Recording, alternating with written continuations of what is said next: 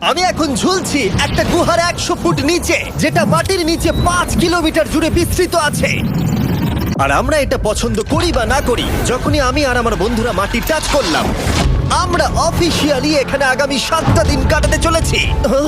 বাবারে, এটা আমার জীবনে করা সবথেকে ভয়ঙ্কর জিনিস। প্রথমত, আমাদের এখন এখান থেকে অনেকটা দূরে যেতে হবে। কেন? যদি ঝড় বৃষ্টি হয় তাহলে এই পুরো জায়গাটা জলে ভরে যেতে পারে, আর সমুদ্রের মতো ঢেউ এসে সবাইকে ভাসিয়ে নিয়ে যেতে পারে। সেই জন্য আমাদের আরো ভিতরে যেতে হবে একটা বেস ক্যাম্প বানানোর জন্য। ভাই এটা পুরো পাগলাম। এটা একটা অন্য জগৎ মনে হচ্ছে। এই কেভ এন্ট্রান্সটা হয়তো দেখতে সুন্দর, কিন্তু দেখে যা মনে হচ্ছে আসলে তা নয়। আর আমরা হয়তো জানি না যে আগামী 7টা দিন আমাদের জীবনের সব থেকে কঠিন সময় হতে চলেছে। সব থেকে বাজে ডিসিশন। ঠিক আছে, আর কিছুক্ষণের মধ্যেই অন্ধকার হতে চলেছে। ক্যাম্প না করলে আমরা বিপদে পড়বো। আমরা কোথায় যাচ্ছি সেটা কি বলবে? আমাদের ক্যাম্প সেটআপের জন্য একটা ফ্ল্যাট গ্রাউন্ড খুঁজতেই হবে। কেভের ভেতরে ঢোকার পরে আমরা এমন একটা জায়গা খুঁজে পেলাম যেটা অনেকটা উঁচুতে থাকায় আমরা জল থেকে সুরক্ষিত থাকতে পারবো। তার মানে এটা ক্যাম্পের জন্য পারফেক্ট। পারফেক্টটা একটু বেশি হয়ে গেল। মোটামুটি বলা যেতে পারে। ঠিক আছে, ক্যাম্পের জন্য মোটামুটি। প্রথম দিনের বাকিটা আমরা কাটিয়ে দিলাম আমাদের জিনিসপত্র আনতে। প্রত্যেকটা ব্যাগের ওজন প্রায় 80 পাউন্ড। আর যেমনটা তোমরা ফুটেজে দেখছো, আমরা এটা করতে 4 ঘন্টা লাগিয়ে দিলাম। এখান থেকে যাওয়া খুব কঠিন। তারপরে আমরা সবাই বেস ক্যাম্পে ফিরে গেলাম। ঠিক আছে, আমরা এখানে লাইট লাগিয়ে দিলাম। আমাদের সব জিনিসপত্র হোম বেসে চলে এসেছে। একটু ক্যামেরাটা ওদিকে দেখাবে? ওদিকটা কিন্তু ভয়ানক অন্ধকার, আর সবসময় এরকমই থাকবে। তাই আমরা ক্যাম্পিং গ্রাউন্ডের জন্য খুব বেশি কিছু করতে পারলাম না। কটা ফুটো করে দড়ি টাঙিয়ে দিলাম। এটা ধরো আর ওঠো দেখি। মনে হচ্ছে আমাদের হ্যামকগুলো ভালোই সাপোর্ট পাবে। আর তারপরে আমাদের সার্ভাইভাল গাইড জোয়ের সাহায্যে আমরা হ্যামক টাঙালাম। এই সরু দড়িটা আমার হ্যামকটাকে ধরে রাখবে। হ্যাঁ।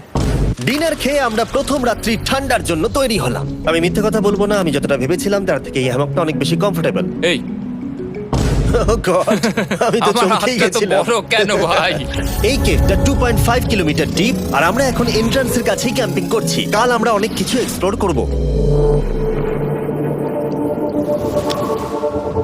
তোমরা কেমন ঘুমালে? ভয়ঙ্কর। ঘুমই হয়নি। এটা সত্যি একটা অস্বস্তিকর পরিবেশ। কেবের উপর থেকে অনবরত আমাদের উপরে জল পড়েই যাচ্ছিল, তাই উপরে একটা প্লাস্টিক চাপালাম, কিন্তু তাও আমাদের হ্যামকের উপরে জল পড়েই যাচ্ছিল। একটা আইডিয়া আছে, চলো শেল্টারগুলোকে ভালোভাবে তৈরি করি। আমার মনে হয় এই প্লাস্টিকগুলোকে জুড়ে দিলে আর জল পড়বে না। বাহ, তুমি তো জিনিয়াস। আমি শুধু একজন ইউটিউবারই নয়, ঠিক আছে? আমার হ্যামকটা এটার উপরে ঝুলছিল। মানে দেখো, আমি আরেকটু হলে হ্যামক থেকে নেমে পড়ে যেতাম। আর আমরা সেই সময় এটা বুঝতেই পারিনি যে এই গর্তটা প্রায় 40 ফুট গভীর। তাই যখন আমি আর শন প্লাস্টিকগুলোকে জুড়ছিলাম, তখন ম্যাক আর কার্ল এই গর্তটা কতটা ভয়ঙ্কর সেটা দেখতে গেল। আমার হ্যামকটা দেখতে পাচ্ছো? ওখানে আমি ঘুমোচ্ছিলাম। এদিকটা দেখো। আর যেহেতু এই কেভে সব একই রকম দেখতে, তাই আমাদেরকে ফলো করা অনেকটাই কঠিন ছিল। এই ম্যাপে তোমরা আমাদের হোম বেস দেখতে পারবে, আর দেখতে পারবে ওরা ওখান থেকে কত দূর হ্যাঁ, যাচ্ছে। এটা তো খুবই ভয়ঙ্কর। ভাই এটা পাগলামো। আর যখন ছেলেরা র্যান্ডমলি এক্সপ্লোর করছিল, তখন আমি আর শন ক্যাম্পে কাজ করছিলাম। এই স্লিপিং ব্যাগটা এখানে কেন পড়ে? কারণ এটার থেকে পিয়ের গন্ধ বেরোচ্ছে। ইয়া, এটার থেকে শেখা উচিত স্লিপিং ব্যাগ ভাড়া নিতে নেই।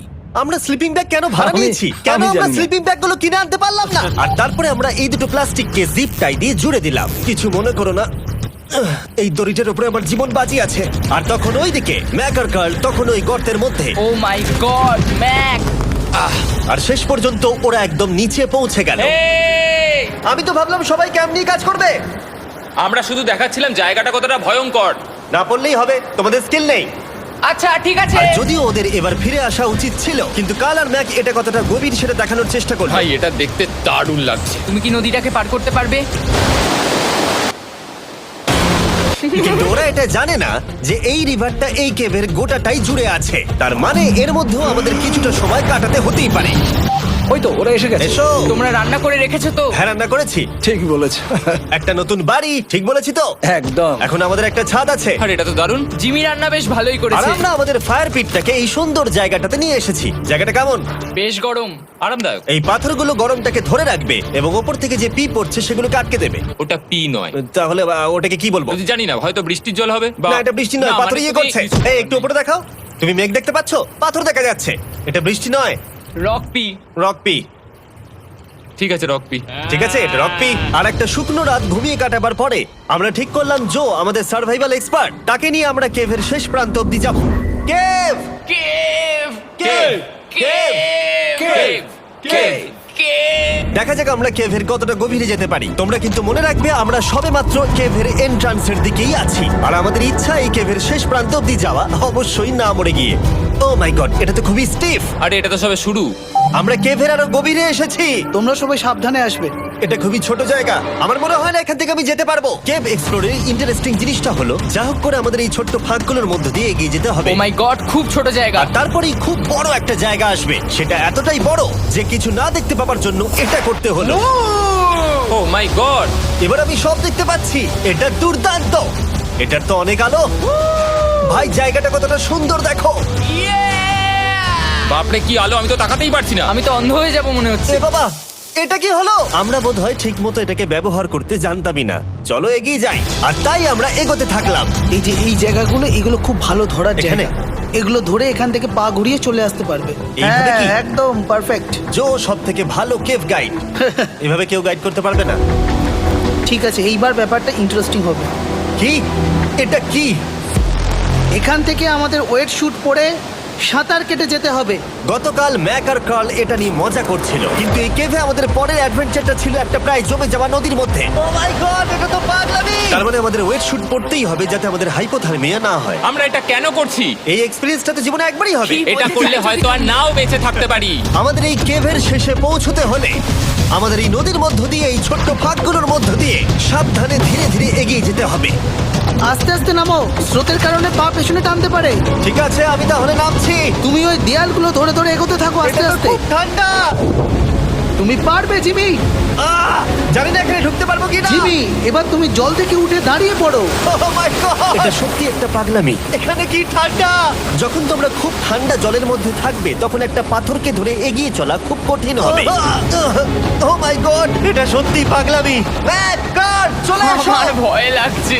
চলো চলো, পারবে। ভাই। এগোতে থাকো, পেছন দিকে তাকিও না। একবার দেখো আমরা কি করছি। কিন্তু এই বাধাগুলো এতটা কঠিন ছিল না সামনে যা আসতে চলেছিল তার তুলনায়। আমরা পেরেছি।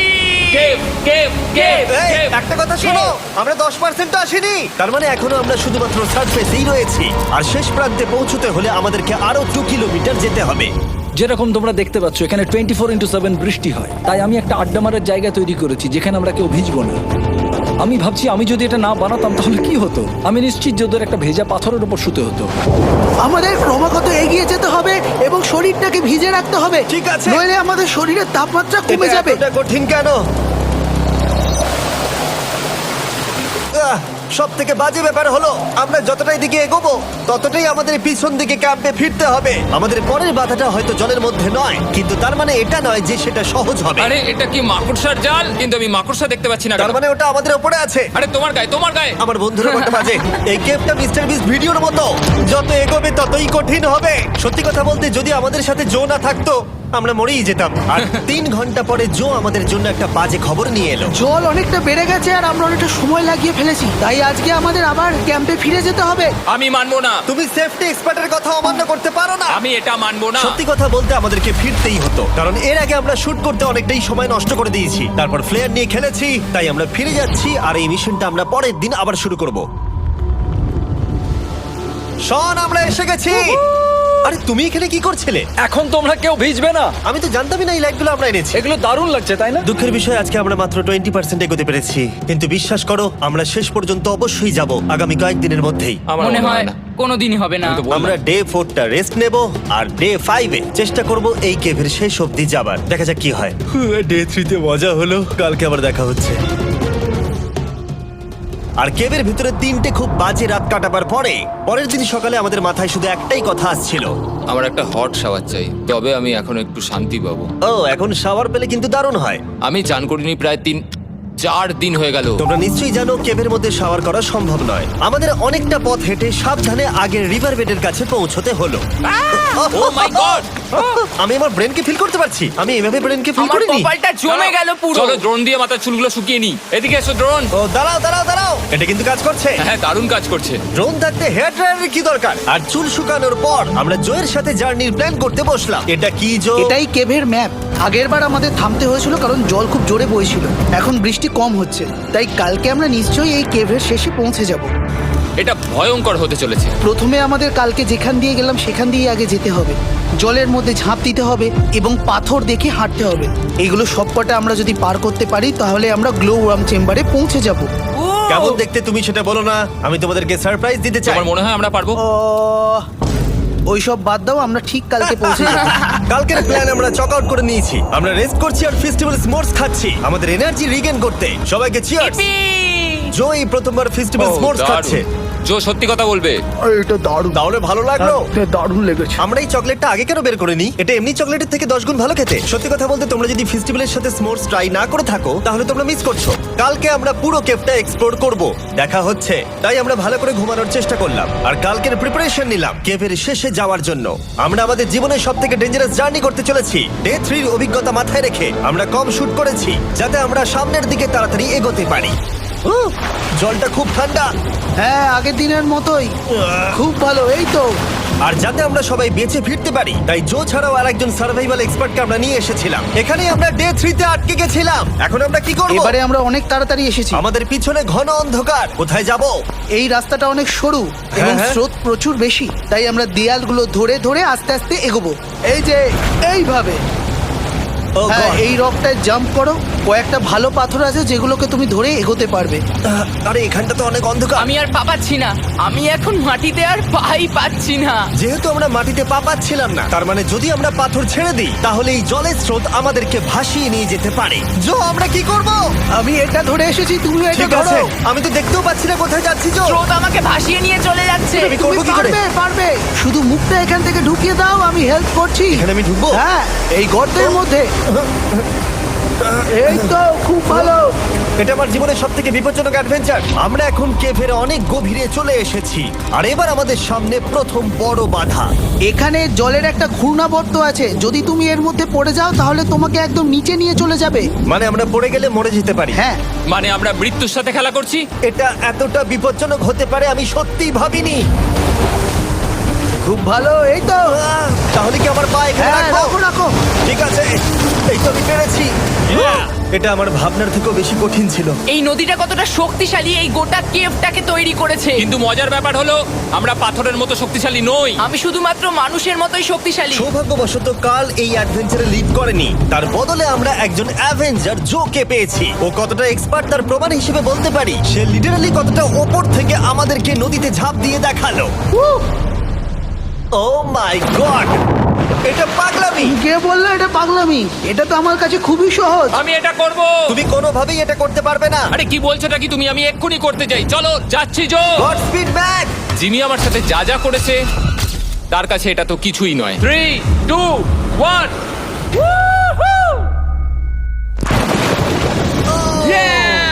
তুমি করবে? না, আমরা না এগুলো শেষ পর্যন্ত যেতে পারবো না।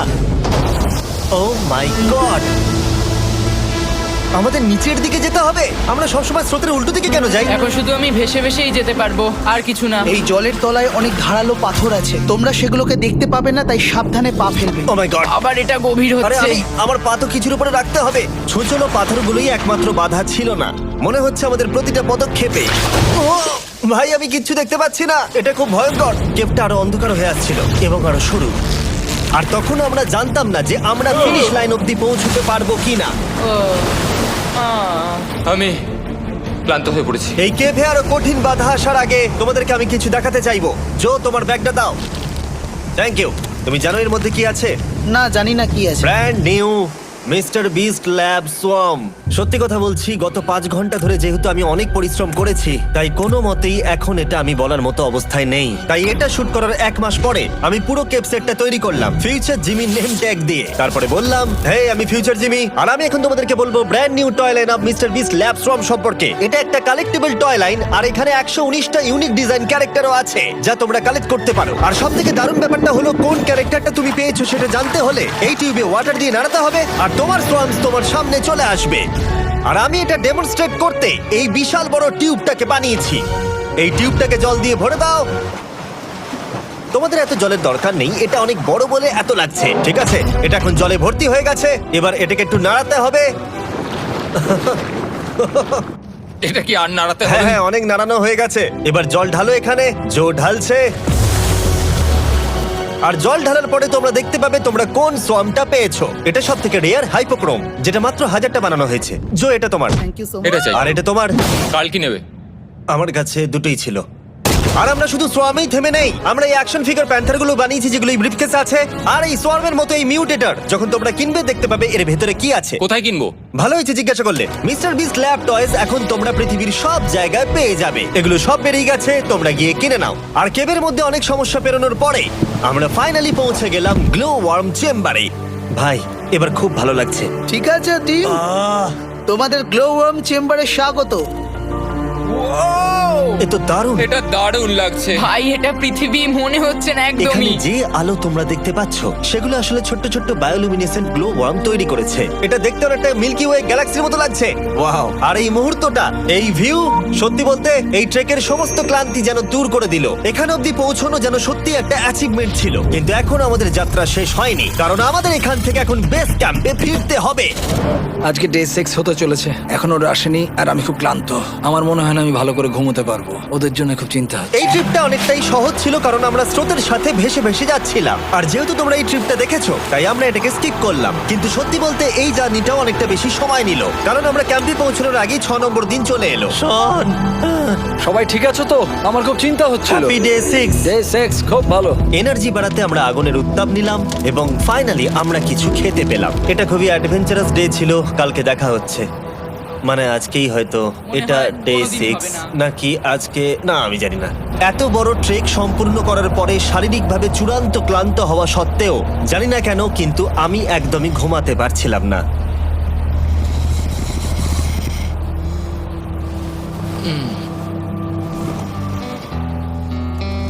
আমি 7 দিন সলিটারি কনফাইনমেন্টে কাটিয়েছি, কবরে কাটিয়েছি, 7 দিন রাফটে থেকেছি। কিন্তু সত্যি কথা বলতে এটা সবার থেকে বেশি কঠিন ছিল, কারণ সব সময় ভিজে, ঠান্ডা, প্রত্যেক মুহূর্তে এই পাথরগুলো শরীরে ব্যথা দিচ্ছে। বেশিরভাগ সময়টাই এই কেভটা দুঃস্বপ্নের মতো ছিল। কিন্তু তোমার আর আমার মধ্যে জিমি! ইয়ো! গার্ড, আমাকে দেখতে পাচ্ছ? এটা পৃথিবীর সবথেকে উজ্জ্বল টর্চ। মজার মুহূর্ত অনেক ছিল। মাটির নিচে 300 ফুট গভীরে অভিযান চালানো থেকে আমাদের সবাই মিলে হ্যামক নিয়ে হাসাহাসি করা সবকিছুই এই অভিযানের অংশ ছিল।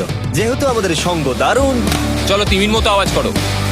তাই এই ভিজে, ঠান্ডা, পাথুরে অদ্ভুত কেভের ট্রিপটা বদলে গেল আমাদের জীবনের সব থেকে সুন্দর মুহূর্তে।